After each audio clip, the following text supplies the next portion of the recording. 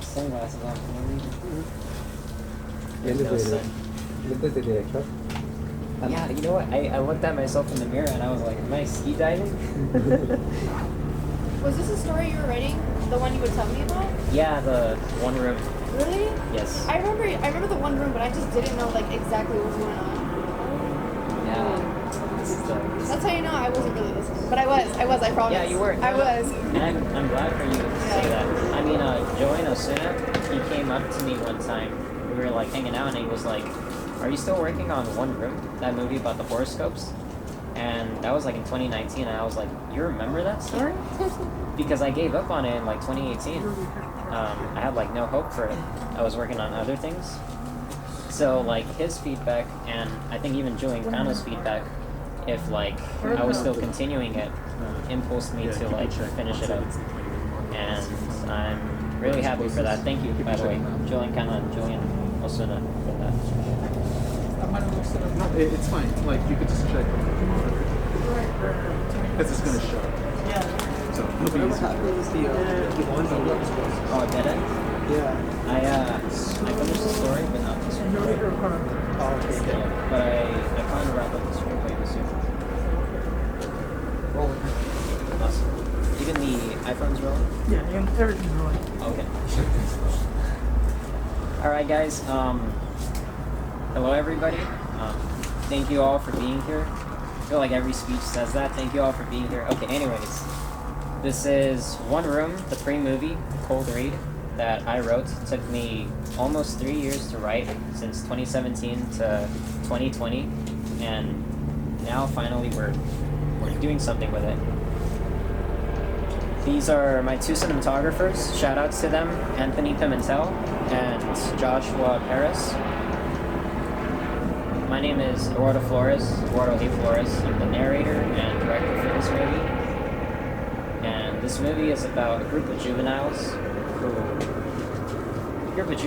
who get together at a motel to discuss their problems and move out of this dark and shady past that they belonged to. They want to reset the button and start fresh, but they can't because of their volatile behavior, and things turn out tragically, and only like one or a few of them get to make a future out for themselves. I hope you all enjoy the story, and I'll pass it down the row. Just say your name, the role you're playing, and how you got involved with the project. I didn't get on this one, sorry. Oh, it's okay. How am I going to want Yeah, how you got involved with the project. So my name is Diego Sanchez. I'm playing the role of Alfonso, and Eddie actually, I believe you messaged me about it like maybe a couple months ago, because you mentioned how we were supposed to do this earlier, and then we rescheduled it, I guess, right? Yeah. Just rescheduled it. So that's how I know about this. I helped him before on one other project, so happy to meet you all. Well, my name is Sophia. I'm playing Ariel. Eddie's mentioned the project a couple of times before and like recently asked me to do it, so I'm kind of new to this, but yeah. My name is Michael. I play Brian, and we met, I don't know, a couple months back. I guess he saw potential in me to play because he told me about it a few times. I mean, so yeah, I'm excited to be going. I'm Nayeli Jimenez, and I'm playing Roxy, the gym. And I met Brian. Sorry, I met Eddie. I met Eddie in high school, and we always talked about, you know, stories that we were writing, ideas that we had, and helping each other to improve. So as I mentioned earlier, I did kind of know about this story, but not as much, I guess, because I barely remember. Yeah. But yeah, pretty much. And then John told me that Eddie wanted to ask me something, and I was like, okay, sure. And it turned out to play Roxy, so I'm here now.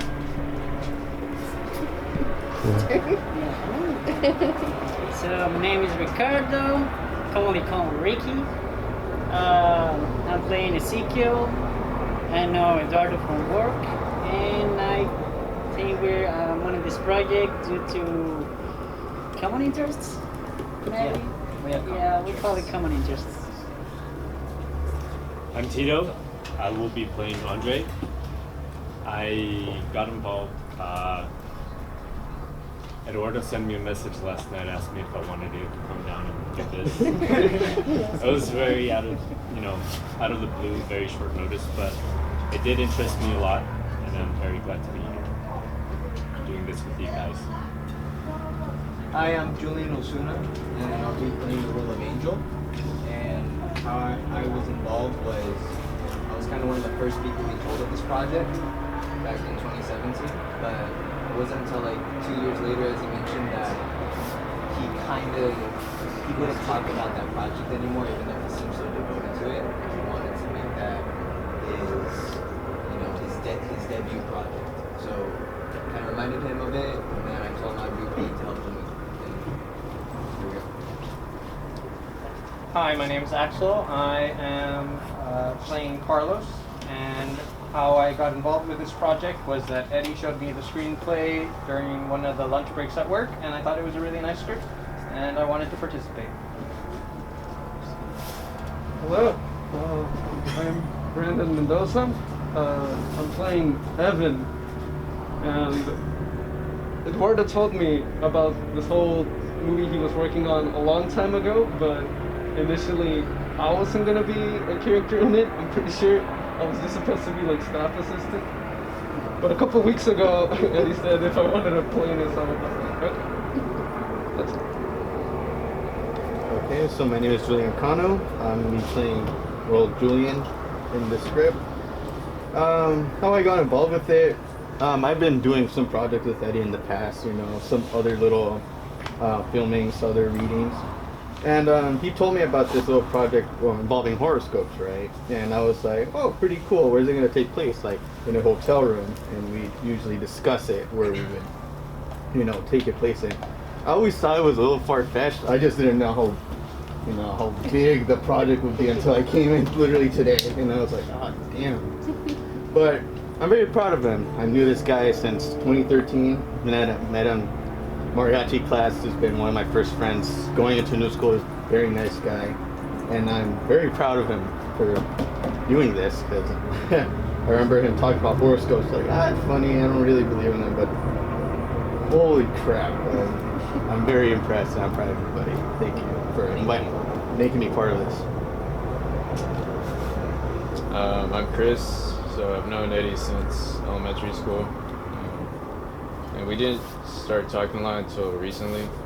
He hit me up for this part, and I agreed to it. So I'm playing Miguel, forgot to mention that. Yeah, I'm looking forward to it. Looks a little intimidating though, not gonna lie. But we'll see how it goes. I'm Carlos Rubio. I'm playing Hector, and I got involved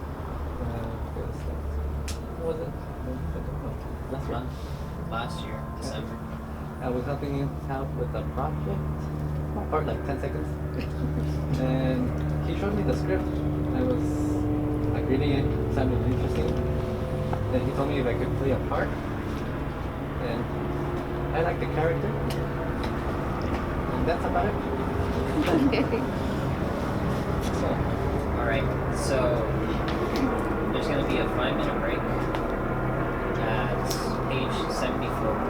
We're going to go straight from like the beginning, always 74, take a 5-minute break, do what you have to do, if it's go to the bathroom, take a quick phone call, eat a snack, socialize, anything for 5 minutes, and then pick up and we'll finish this thing and conclude. Before we get started, is there anything you guys need to do right now? Okay, let's get a jacket. Can you just make a phone call? Yeah.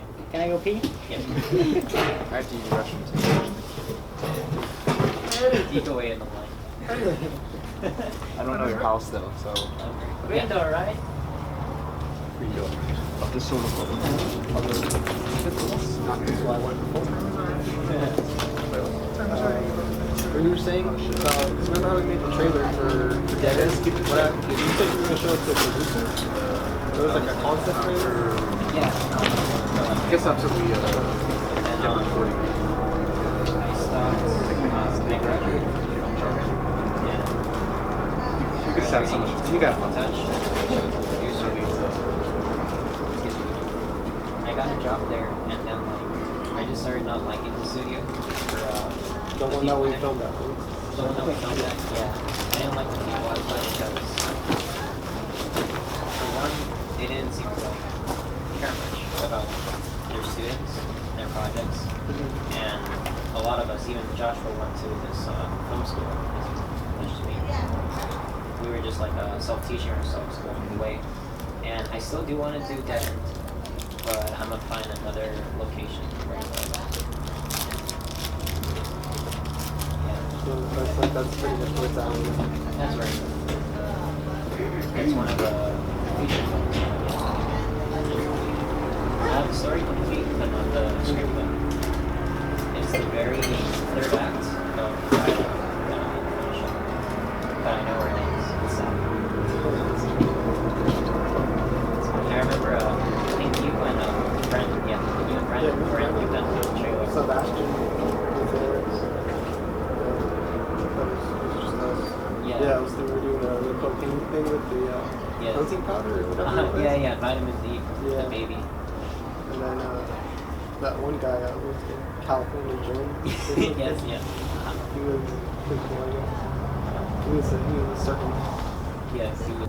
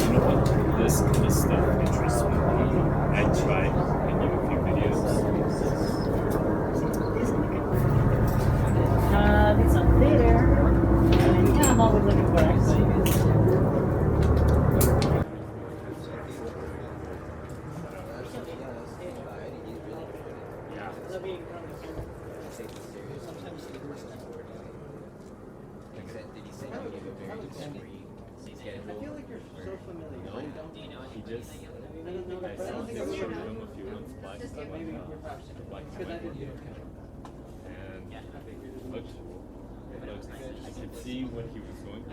I couldn't see what he was going for, but I wanted to understand a little more. But he just hit me up that last night.